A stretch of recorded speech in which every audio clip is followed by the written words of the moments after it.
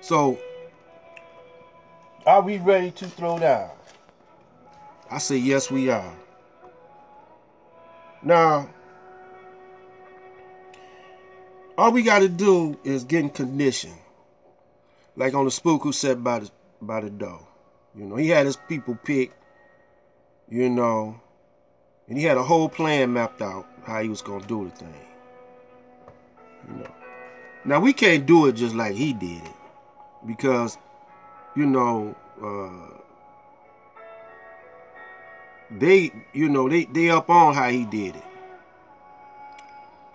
But like in Chicago last night, Christmas, brothers shot themselves up. I don't know how many they said got shot up, but it was a lot of them, in Chicago. So that means we still got some brothers that's sleeping, they still sleeping and killing themselves up, and which probably was meant to be, because they might not have done no good when it come down to real actual. If we have to ever go physical with this guy, the devil, Shaitan. But I'm trying to go away where we can use mental telepathy, where we can use vibrations, where we can control our vibrations. Now, we should be good at that because we natural musicians. If we can't sing, we can dance. If we can't sing or dance, we could play an instrument. Now, it might be one or two, the exception of the rule, that don't have no rhythm, But they got something else going for them if they don't got. They geeks, If they ain't got no rhythm, can't sing, dance, play instrument, they got some other science going for them, that we could utilize. But we off into this, see, music is vibrations. Minister Farrakhan was talking about that in the Day of Atonement, in the Million Man March. That's what the Million Man March was really called, the Day of Atonement. But he was setting out some serious strategies. That was a strategy right there, A method. It was different than the March on Washington that the King and them did. No, that was to show our numbers, to show us that we can unite. Now, once we can show that we can unite, but it's always after something that happened or getting ready to happen, we unite. After just like justice or else, we all united because most of the brothers probably thought they was getting ready to do some war, some battling. But that would have been foolish because, y'all can't go nowhere and meet in a mass amount of numbers like that and be in one location. They'll drop a bomb right there. Drop some bombs or helicopters or something because, so nah, that wasn't cool. But that was just an illustration of we can get together. The Native Americans, we all could come together, see? So but we got to be proactive now. So we got to come together on another level. We got to come together mentally. Now that's going to be a hard task right there. But it only take one or two cats to really like if you got a machine gun nest getting y'all pinned down, only take one guy to knock that machine gun nest out, See, because they coming at us with rapid fire now, So, what you got to do to brace yourself. This is Cyberspace Ministry. I'm Blacklight. You know what you got to do. You got to unite. Even though there are those among us, the black man and woman, that don't want to unite. Because they got a payday coming out of this. They living good off of this, you know.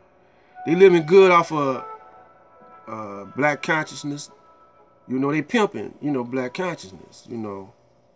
And you know, they say a sucker is born every minute, and most of our people are suckers. You know, they're born into suckerness. They suckers, man. Especially the ones that's got a little college degrees and stuff like that. Now the brothers that's in the streets, they're not too much of a sucker, you know. But it's hard for them to understand that the money that you're using is keeping you. You see what it is. The money that we're using is like a whip or a chain. You know, it's keeping you tied down. You know, in a materialistic type frame of mind.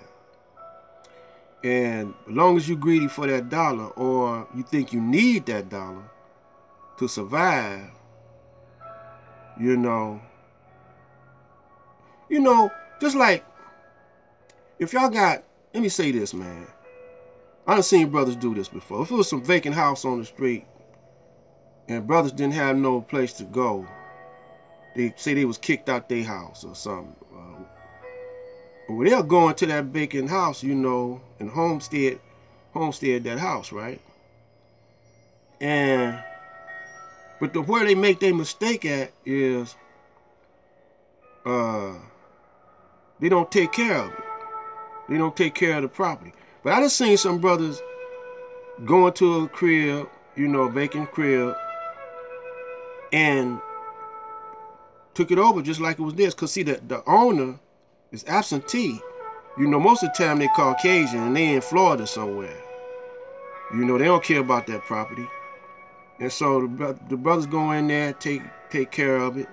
You know, the banks, they done signed off of it, you know. So the city done lost the records or whatever. No one reporting it. So they go in there and paint it up, take care of the grass like they live in there and everything. The only one could bust on them is the neighbors, you know. And then the neighbors bust on them, then the bank come in, you know, and everything. Plus, they don't pay taxes on it. Now, this is what the Caucasian do. When he finds some vacant property, he go in there and take over it, but he pay taxes on it. Then after so long, if don't nobody claiming it, the city give it to him. See. So, but see, we don't think in kind of terms, man. You know, we don't think in terms of doing for ourselves like that. So once we move into, most of us, when we move into a joint, you know, we don't get the electricity turned on. We don't, and then if we do, we try to steal it. You know, a lot of times that ends up in a fire or something like that. So we don't really, you know, think on a higher level. That's the only thing holding us back, because we trapped into the matrix. You know, we trapped into the matrix. We so used to letting this Caucasian take care of us, you know, that we can't get out of it. So those of us that's hustlers or whatever, we go out, we might do partnership or a business connection with a Caucasian. And every time we spend that dollar, see, they call it a fiat currency because it's got to keep on flowing. You know, that's the way the Caucasians stay on top. You know, you always going to be up under him, even though you think you equal to him, because you got a whole lot of fiat dollars, but you got a whole lot of debt dollars. You know, when you call him in, when he calls that debt in, then you ain't got nothing. Then you lose everything. That's what the housing crisis shows, should have showed you. But y'all couldn't figure it out, see. Y'all can't figure out how this, how the Federal Reserve is gangsters and y'all using token dollars, you know. So once y'all figure that out, then most of you will come out of that mindset, you know. So I think we can rule, but it's gonna take a minute for some of us to come out of it. But those of you who are aware of that, it's something holding y'all back. Y'all haven't figured this out, on that y'all got the upper hand. In the next video, I'm gonna show you how well, I might have time right now, but I might not could finish it. One time I got a job as a temporary labor out at a plant up in Rochester Hills, and when me and my friend, you know, we got sent to the same location. We went up there, it wasn't nothing but whiteys up there. It was the Ku Klux Klan and Nazis and some more kind of peckerwoods up there. When we came in, they thought we was gonna be temporary, but me and him, you know, it was an easy gig for me and him. So the Caucasian boss, he liked the way we work. You know, he liked the way I work, cause my boy, he had a problem because he was hooked on some crack and some more stuff. And so he liked the way I work, and I started inventing stuff on the job. I started rigging up little devices to make my job easier, and inventing quicker ways to do the job. So I started getting it through real quick. And when I get through real quick, he would pay me the full 8 hours or 9 hours where we were supposed to get ready to work. And, you know, once he paid me, I could go home, you know. So the Peckerwoods, they didn't like that. They didn't like that, man. They didn't like how so they was going to try to, you know, get rid of me and stuff. So they would start working on my boy. They seen he was kind of scary. So they made the boss divide us up because we was working together. So they put him in another department. And so they started, you know, messing with him. And he always had been shaky all his life, scary.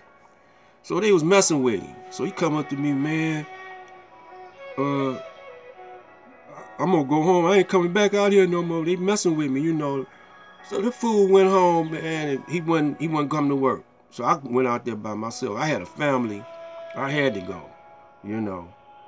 So I went out there by myself. So they thought they, you know, but I took some artillery with me when I went. You know, I had a piece and a backup piece. You know, plus I had a pear knife. I was eating with a pear knife. It wasn't no really pear knife, man. I let them see me at lunchtime. You know, I had something like a Jim Bowie. But I'm gonna finish this up on the other side of this, and so I want y'all to check how I always out play them. This is Black Out.